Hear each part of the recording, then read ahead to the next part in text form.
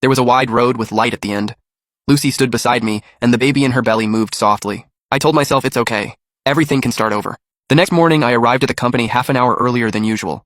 While the office was still empty, I turned on my computer and began organizing the technical materials I had accumulated over the years. I had maintained this power grid monitoring system myself.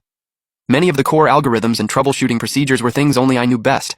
I organized them all into documents, ready to hand over to the next person. At 9, my coworkers started arriving one after another. I pretended to work like nothing was wrong, while silently planning what to say. At 10 in the morning, Tom came back from a meeting, still wearing that smug look from yesterday. I stood up and took a printed resignation letter out of my drawer. "Director Tom, I'd like to talk to you." Tom looked up at me. "What is it?" I placed the resignation letter on his desk. "I want to resign." The office went silent instantly. Everyone stopped what they were doing and looked over at us. Tom stared at the letter for a long time, and his face slowly darkened. "Jack, what is this supposed to mean?" His voice shot up several levels. "Exactly what it says. I'm resigning." My tone was calm, but strangely I felt relieved. "Just because of the housing thing? Is it really that serious?" Tom stood up, his tone full of disdain. "This company is huge. Lose one technician and the world still keeps spinning." That reminded me of what he had said yesterday. "Techs are everywhere." I didn't argue. I just said flatly, "Then hurry up and find someone for me to hand things over to. I'm leaving next week." Tom sneered. "Leave then. Don't think the company stops running without you." The co-workers in the office looked at each other. John walked over and grabbed my arm. "Jack, calm down. Whatever it is, we can talk it through." I patted his hand. "John, I am calm. I thought this through." All morning, the news spread through the company. Some people said I was too impulsive. Some said I deserved it. Others secretly admired my courage. I ignored all the gossip and focused on organizing the handover materials. That afternoon, Anna from HR came to see me. "Jack, think it over again. Young people get emotional, that's normal.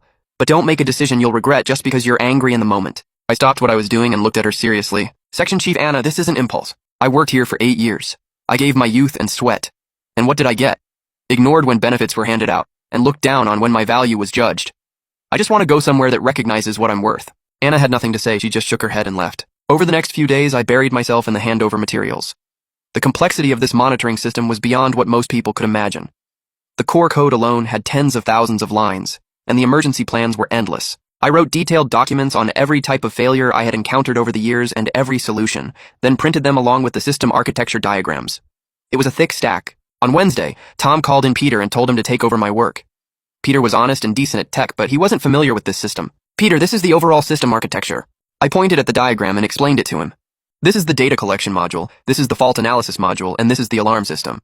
Peter took notes carefully, but I could see his brows were tightly furrowed. Clearly, he thought it was complicated.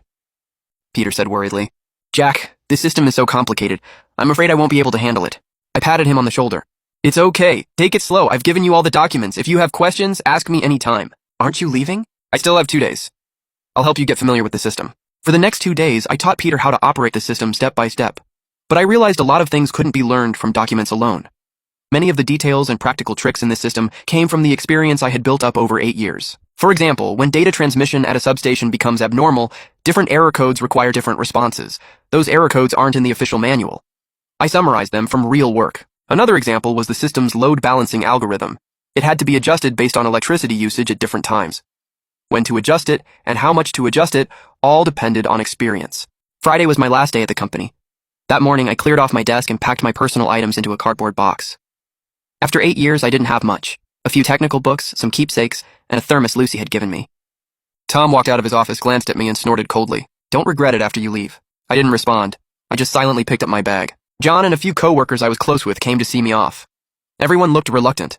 John's eyes were a little red. "Jack, take care." I gripped his hand firmly. "You too.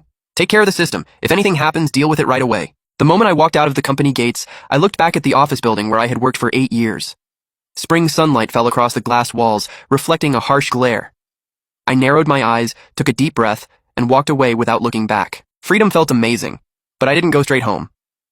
I turned into a small noodle shop near the company, the place I had gone to most often over the past 8 years. The owner was Sam, a Sichuan man in his 50s. When he saw me come in, he froze for a second. "Jack, isn't this work time?" "Uncle Sam, I quit." I sat down and ordered a bowl of beef noodles.